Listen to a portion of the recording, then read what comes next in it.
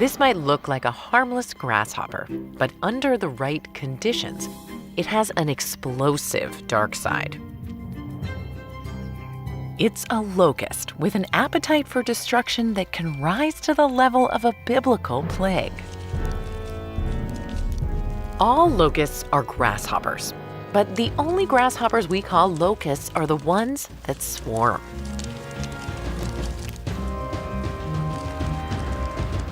Most of the time, locusts are mild-mannered. They stay put and blend in to avoid predators. This is their solitary phase. Locusts can live like this for generations until something sets them off. In the arid regions around the world where locusts make their homes, the trigger is often a hard rain, especially following a drought. That deluge makes plants flourish. The solitary locusts eat and eat, fueling up and making more locusts. As their numbers swell, they inadvertently bump into each other. The hairs on their back legs are particularly sensitive, and that contact triggers a pulse of serotonin, a hormone that transforms them from loners to partiers. In just a few hours, they can go from a solitarious phase to a gregarious phase. Molt by molt, the locusts change from a camouflage green to an in-your-face yellow and black.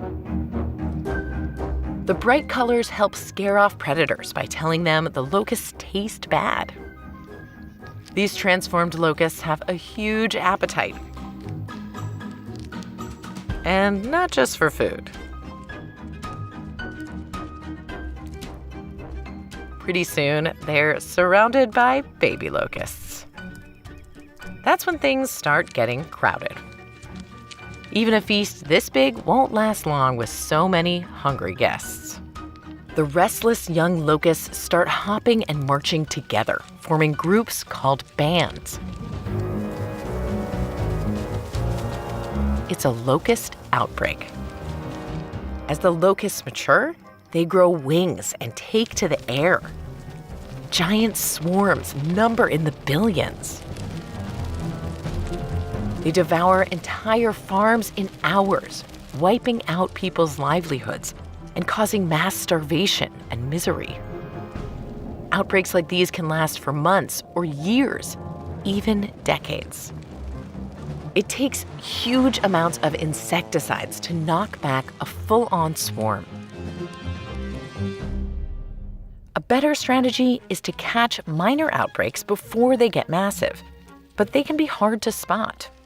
Researchers at Arizona State University are looking into one way to defend against locust destruction by making land less inviting to some species. They put locusts into wind tunnels to see how far the insects can fly based on what they eat. They found some locusts thrive and spread farthest on a diet rich in carbohydrates.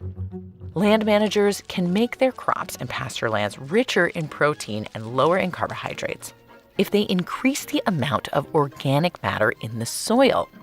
Avoiding overgrazing helps too.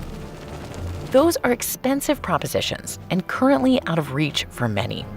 But if we can keep working on ways to cut back on the carbs, it might just help prevent a plague.